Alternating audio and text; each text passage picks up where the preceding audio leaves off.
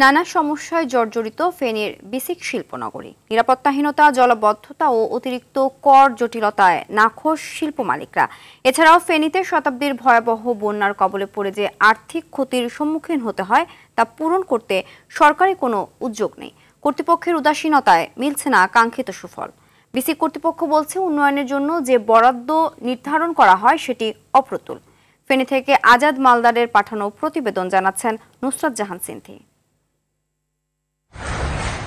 দেশের লাইফলাইন খ্যাত ঢাকা চট্টগ্রাম মহাসড়ক নাভি হিসেবে পরিচিত ফেনী প্রবাসী আয়ে সমৃদ্ধ জনপদটি শিল্প কারখানায় অনেকটাই পিছিয়ে।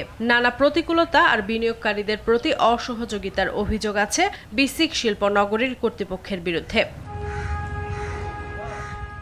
সদর উপজেলার চারিপুর মৌজায় ১৯৬২ সালে ২৫.৪ একর জমির উপর প্রতিষ্ঠা হয় এই বিসিক শিল্পনগরী, যার ১৫২টি প্লটের মধ্যে 10টি প্রশাসনিক কাজ এবং বাকিগুলো শিল্প ইউনিট স্থাপনে বরাদ্দ দেওয়া হয়, যেখানে গড়ে ওঠে রপ্তানিমুখী ঔষধ, হ্যান্ডমেড পেপার, জুট, রাবার সহ প্রায় অর্ধশত শিল্প কারখানা।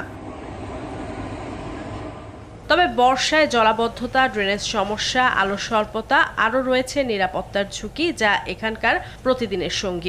বহু বছর ধরে এইভাবে হরি রয়েছে, কাজকর্ম করে না, চলাফেরা করতে পারি না আমরা। আপনার এই মশা মাছি, বৃষ্টির সময় পানি যেতে পারে না, পুড়ে থাকে প্লাস্টিকের বোতল, পলিথিন, কলকারখানার বিভিন্ন জিনিসপত্র। বিনিয়োগকারীদের অভিযোগ, কর্তৃপক্ষের উদাসীনতায় দীর্ঘদিন ধরে লোকসানে তারা। বাড়তি কর দিয়েও মিলছে না কাঙ্ক্ষিত সেবা। সামান্য বৃষ্টি হলে বিসিকের রাস্তা সবগুলো ডুবে যায়, কেউ কোনো মাথা ঘামায় না।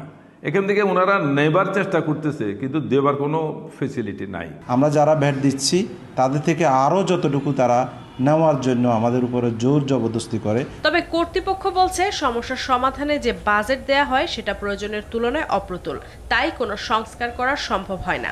আমাদের যে বাজেট বরাদ্দ থাকে সেটা অপ্রতুল, যেটুকু পাই ওইটুকু দিয়ে কিছুই হবে না, সেটুকু আমরা 1 মাসের মধ্যে খরচ হয়ে যাবে।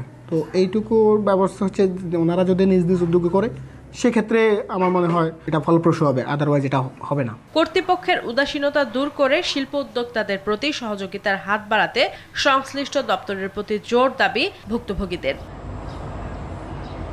নুসরাত জাহান সিন্ধি, RTV।